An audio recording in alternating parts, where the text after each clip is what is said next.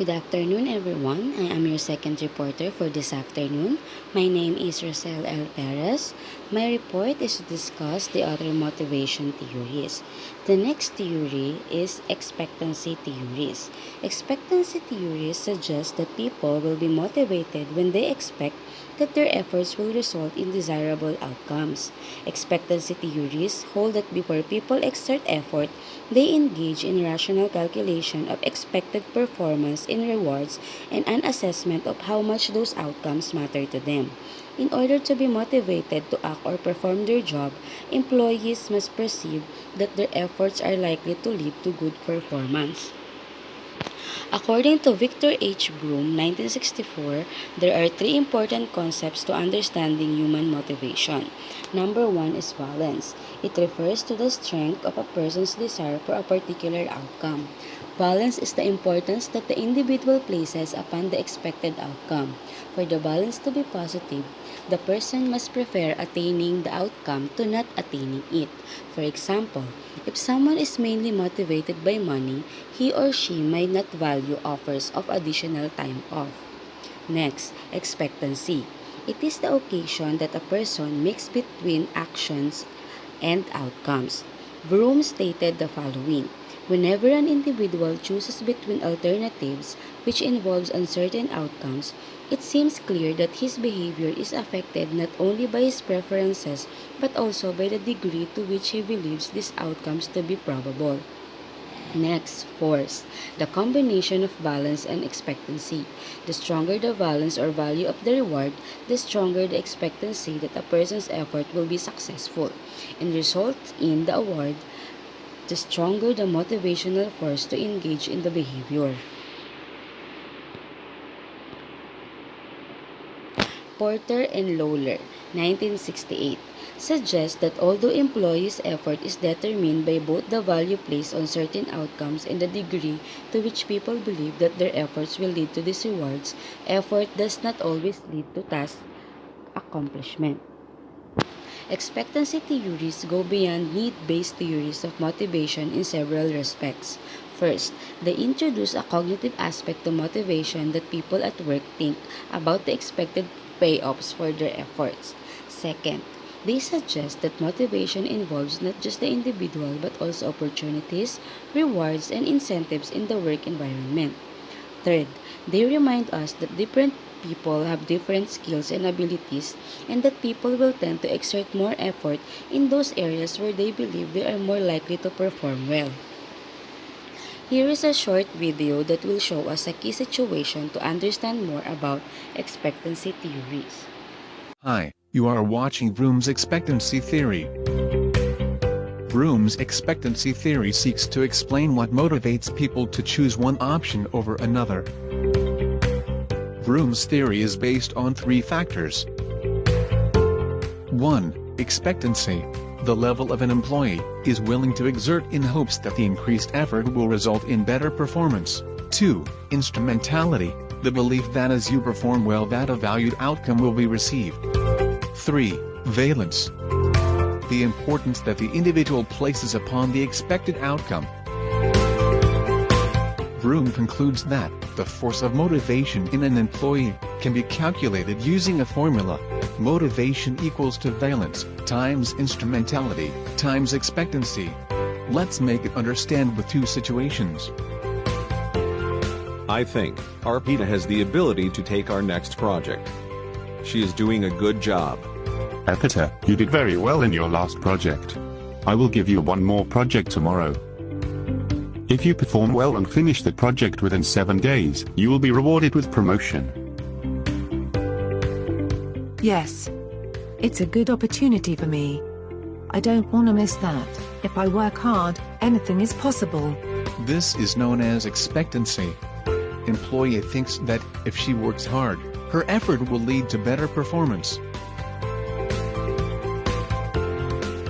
I like the reward. If I can accomplish this project, I will be rewarded. Last month, my boss gave me a reward for my good performance. So, this is known as instrumentality. She thinks that, if she works hard for the next project, her performance will lead to outcomes. The more projects will she get, more reward she will receive. Oh no! Too much work. But I can handle it. I will do this project. The reward is valuable to me. If I come into office earlier, I can get more work done. Then I'll definitely get raise. Not to mention that, I'll beat my colleagues out of that promotion. So, this is known as valence. She is highly motivated by the reward. The outcome is desirable. If she can achieve the reward, she will be satisfied. So, if someone perceives that all of these is true, then Vroom's expectancy theory suggests that employee is highly motivated. Let's see the situation 2. Mr. Fenton, you are doing good. I'll give you another project tomorrow. If you perform well and finish the project within 7 days, you will be rewarded with $3,000. I like the reward.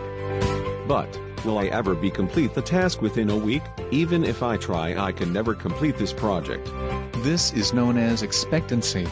Employee B thinks that, will his efforts lead to high performance to achieve the outcomes? Well, last month I accomplished a project work but haven't received the reward yet. Will they ever give the reward? So, this is known as instrumentality. He thinks that, whether his performance will lead to any outcome or reward. Is $3,000 worth all the hard work, so much of work? Is it possible to finish the work within 7 days? So, this is known as valence. Basically, employee B thinks that, all the hard work would lead the reward desirable or not. So, understanding the situation, if someone perceives that any one of these is true, then Vroom's expectancy theory suggests that employee B is not motivated. Next is goal theories. As Locke 1978 pointed out, goal setting is recognized explicitly or implicitly by virtually every major theory of work motivation. Locke and others also have suggested that goal setting and the existence of goals in and of themselves can motivate behavior. During the 1960s, Locke did a series of laboratory experiments demonstrating that individuals who were assigned difficult goals performed better than those who were assigned easy or moderately easy goals. Latham and Valdez, 1975. They took Locke's findings and applied them to the lodging industry, where they found the following result. The setting of a goal that is both specific and challenging leads to an increase in performance because it makes clear to the individual what he is supposed to do. This in turn may provide the worker with a sense of achievement, recognition, and commitment. Eden, 1988. He suggested that goal setting and expectancy theories are compatible approaches to increasing motivation. He argued that goal settings raises expectation enhances feelings of self-efficacy. Self-efficacy is defined as people's judgment of their capabilities. In other words, it is our assessment of what we can do with the skills we possess. Positive self-efficacy translates into a belief that we can do something, a belief that can become a self-fulfilling prophecy. People with high self-efficacy tend to set high personal goals and to perform well. Here is a short video that will show us a key situation to understand more about goal theories. Why does it feel so good to accomplish a really challenging goal? The answer is simple. Locke's goal-setting theory says that when challenging goals are set for an employee, the proper tools are provided to accomplish those goals, and positive feedback is given, the employee feels satisfaction with the performance and the reward. This makes the employee want to strive to accomplish an even more challenging goal. Chef Alfredo had a dream of decorating cakes for the rich and famous. One day, Alfredo's boss Romero frantically called a team meeting. A few French dignitaries had made a reservation for a private party at the restaurant. Romero put Alfredo on cakes and pastries. His dream came true. Employee motivation in goal setting is actually very simple. You just need to set clear goals and provide appropriate feedback. Romero got busy on the menu. Chef Alfredo was tasked to make a 3-tier chocolate cake, several types of cookies, and the artisan breads for the evening. Not knowing much about baking, Alfredo relied heavily on Romero to give direction. Romero told Alfredo to try his best and do a good job. This left Alfredo flat. He did not know what it meant to do his best. He thought long and hard about where to begin. What Romero did wrong was to give Alfredo vague information about the level of performance expected. Alfredo began asking questions. He asked Romero about the size of the cake, the flavor of the cookies, and the variety of breads he needed to create. Romero and Alfredo sat down together and made a list of things to be done.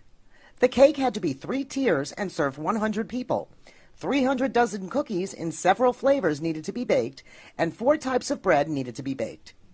Now it was a bit clearer, and it certainly was a challenge. Alfredo had just 1 day to accomplish all of the tasks on the list, and they had to be done to perfection. Let's see how Alfredo is doing in the kitchen. Alfredo is ramped up with motivation. He knows exactly what needs to be done.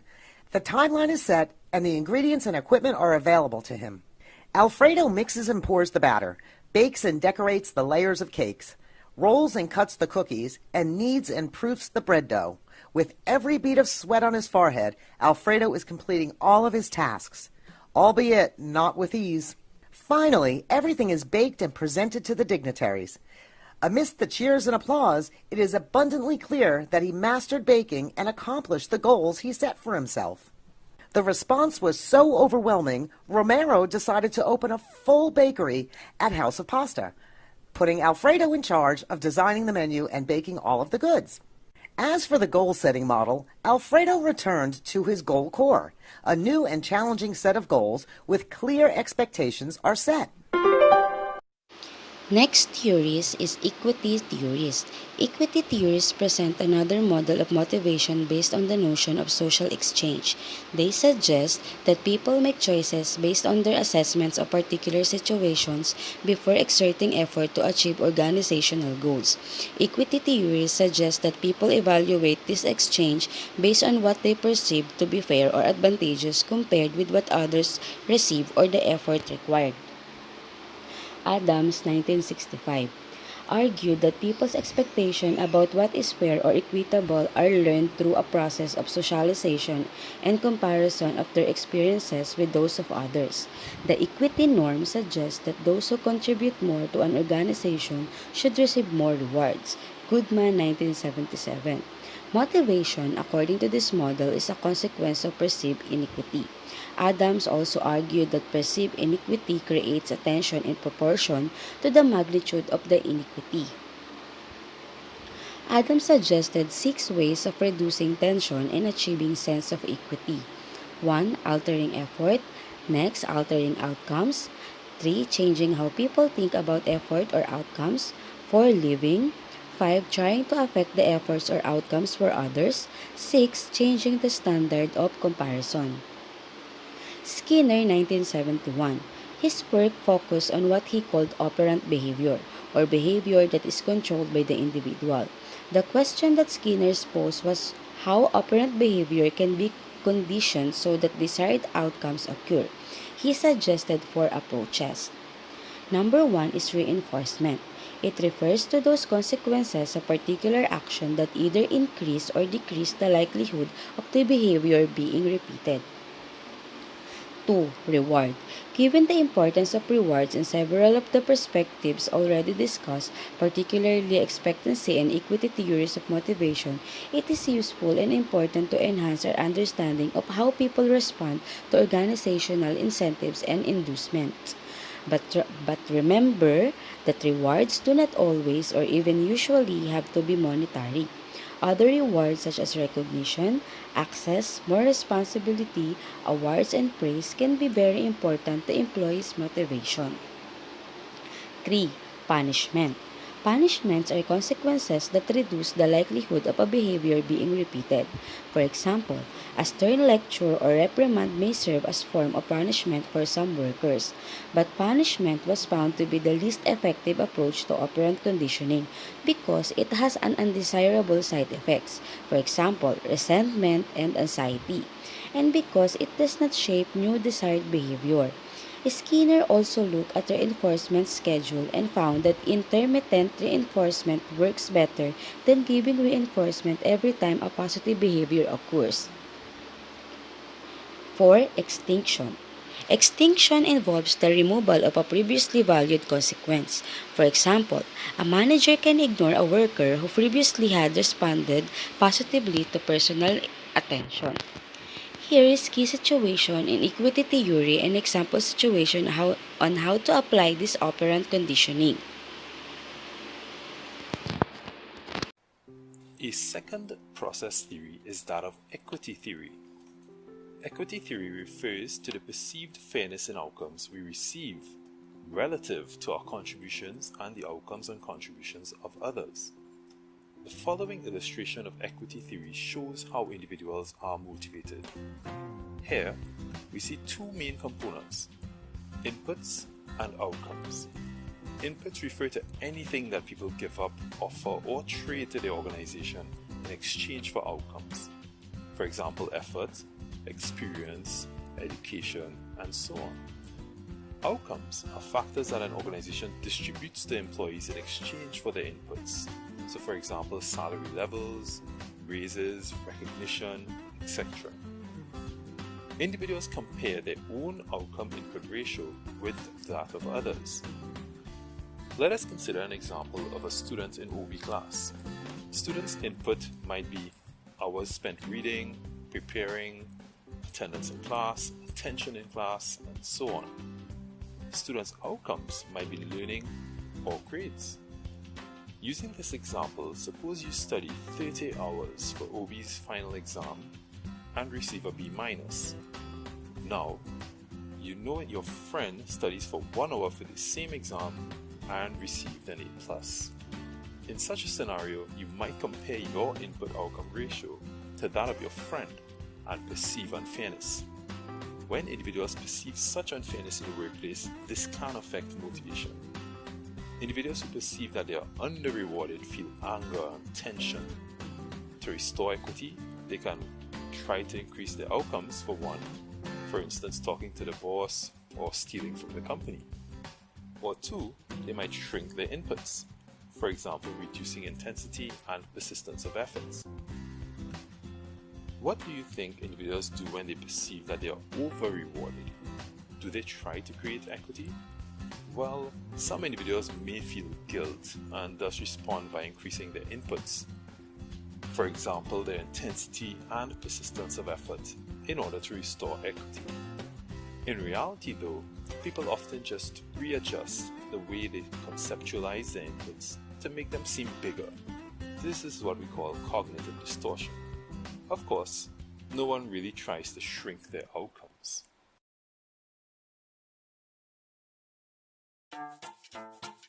Operant conditioning is based on the idea that we can increase or decrease a certain behavior by adding a consequence.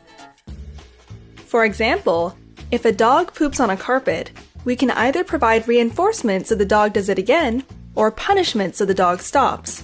Both reinforcement and punishment can either be positive or negative, which means we have 4 possible ways to teach this dog a lesson. We can draw the 4 options in a table. If reinforcement is positive, we add something pleasant, like a cookie, to increase the likelihood of a behavior. If reinforcement is negative, we still want to increase the desired behavior, this time by removing something unpleasant, like the leash. If punishment is positive, we add an unpleasant response to decrease behavior. When punishment is negative, we also want to decrease behavior, now by removing something pleasant, like the comfy carpet. If we stop any sort of manipulation, the conditioned behavior will eventually disappear again. This is called extinction. Operant conditioning was first studied by Edward L. Thorndike and later made famous by the work of B.F. Skinner. Skinner believed that organisms are doing what they do naturally until they accidentally encounter a stimulus that creates conditioning, which results in a change in behavior. To test this, he placed a rat inside an operant conditioning chamber, which later became known as the Skinner box. Among other things, Inside the box was a lever that would release food when pressed. Conditioning happens in a three-term contingency, today known as the ABCs of behavior. A stands for antecedent. The rat accidentally hits the lever that triggers the release of food. B stands for behavior and refers to the response. The rat keeps pressing the lever. C stands for consequence. Food keeps coming out. The strength of the response to the conditioning depends on the schedule of reinforcement. If there is always food after pressing, the rat behaves predictably. If the food is released randomly, the rat behaves erratically like an addict. Skinner, born in 1904, was a professor of psychology and subscribed to behaviorism. He argued that you can only study behavior that is visible, and anything happening only within the mind is either a misconception or irrelevant to science. He thought free will was an illusion because behavior is either random or a reaction to the environment. His work became the foundation for behavioral therapy, military drills, and animal training. You can try this classroom exercise on positive reinforcement. One individual must exit the room. Now decide on a task which that individual will complete, such as finding a particular book. Then, choose a non-verbal way of reinforcing that task, such as clapping your hands. Invite the person to come back into the room, and let them try and complete the task, but don't give any instructions. Every time they are on the right track in regards to completing the task, clap your hands louder. If they move away from performing the task, reduce your applause or stop it entirely. Once the person understands what they are supposed to do, let them explain the task. Did they get it right?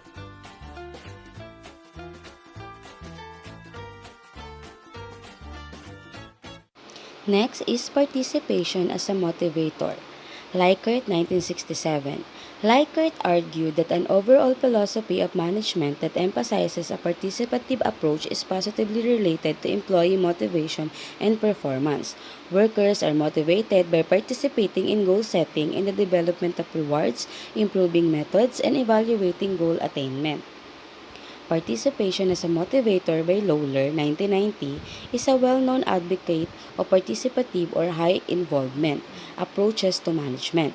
He found that participation influences motivation because it increases the amount of information that people have on the expected outcomes of performance. It helps to ensure that rewards have high balance for workers, and it helps people to see the relationship between performance and outcomes. Motivation in Life Stages. Scott, 1986. Scott looked at the application of adult life stage theories in public organization. Based on adult life stage theories, certain issues can be expected to present themselves for resolution during the different life stages of employees. For example, the major issues facing employees during early adulthood are the establishment of careers and finding personal intimacy. During middle life, employees encounter opportunities for growth and change, and they experience a shift from concentration on external concerns to concentration to internal or self-oriented concerns. During latter life, employees search for meaning and integrity. Canfer and Ackerman, 2004. They also argued that life stage influences an individual's motive and cognitive and intellectual capabilities. Ackerman, 2004, suggested that some types of job position, such as air traffic controllers, required employees that have primarily fluid intellectual abilities, but others, such as teachers and writers, require occupational knowledge. They concluded that because going from one life stage to another changes abilities, motivation, and to some degree the values of the individual, managers have to be aware of these changes if they want to maintain and increase the motivation of the people over time. Sates, 1990. The effect of life stage on satisfaction can be situational. He found, for example, that satisfaction varied with age according to situational factors such as position in the organization, location in the organization, and perception of organizational climate. He suggested that in using life cycle theories to understand employees' behavior, the emphasis be placed on providing informational cues so as to create a positive climate for employee-organization relationship regardless of life stage. Public service motivation. Perry and Weiss, 1990.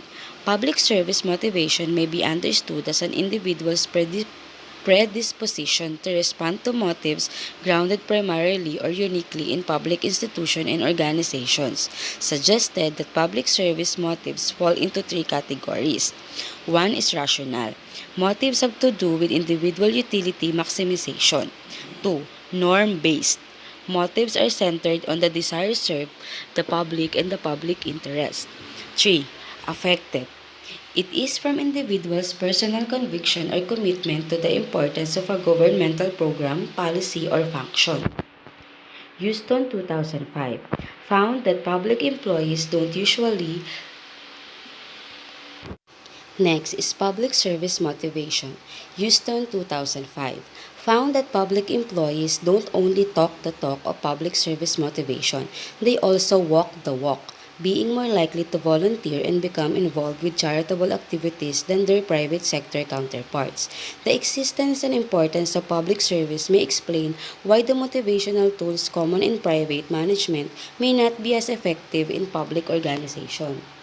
And here is the other motivation theories. Temporal Motivation Theory by Steele and Koenig 2006. These authors integrate multiple perspectives into one motivation theory. Number 1 is psychoeconomics, 2 expectancy theory, 3 cumulative prospect theory, 4 need theory. Psychoeconomics emphasizes the idea that when people make decisions, they tend to underestimate the value of benefits that will occur in the future. As already noted in the expectancy theory of motivation, people engage in behaviors that they think will lead to particular outcomes that they value. Expectancy. TMT relates the expectancy of a person that a particular action will be rewarded and the amount of the payout that will be received with how long that person is willing to wait to receive the expected payout. Cumulative prospect theory. Cumulative prospect theory differs from expectancy theory in the way that an individual interprets values. It suggests that people value losses and gains in references to some status quo or baseline. In other words, expected consequences or benefits are not considered in the abstract. Rather, they are considered based on what the person already has. Need theory suggests that different people will respond differently to the same set of circumstances based on their individual needs such as safety needs, social needs, and self-esteem needs. TMT combines all of these elements to explain how individuals make decisions and what affects their action.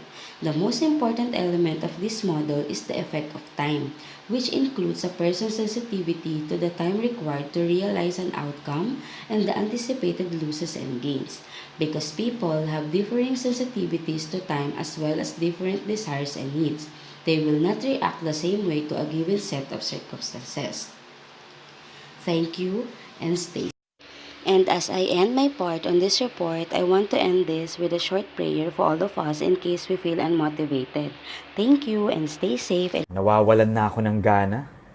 Na-experience mo na yung gusto mo naman yung ginagawa mo, pero hindi ka makahanap ng motivation para magpatuloy. Nahihirapan ka tuloy sa pag-aaral, nai-stress ka sa trabaho, tinatamad ka sa buhay. Hay buhay. Psalm 34:17 says, "The righteous cry out, and the Lord hears them. He delivers them from all their troubles." Number 1, magpabago at magpasakop sa Diyos. Number 2, humingi ng tulong sa Diyos. Tara, pray tayo. Father God, I am praying for this person watching right now who's losing motivation. Lord, in times of giving up, ipaalala mo sa kanya ang rason kung bakit siya nagsimula. Bigyan mo siya ng dahilan para magpatuloy at lumaban. Bigyan mo siya ng kalakasan at ng kaligayahan. O Diyos, kami po ay nagpapasakop at nagpapabago sa iyo. Kami po ay nananampalataya kay Jesus bilang aming Panginoon at sariling tagapagligtas. Marami pong salamat sa panibagong pag-asa at sa panibagong simula. Ito po ang aming samot dalangin sa pangalan mo, Jesus. Amen. Make it a habit to pray. It works.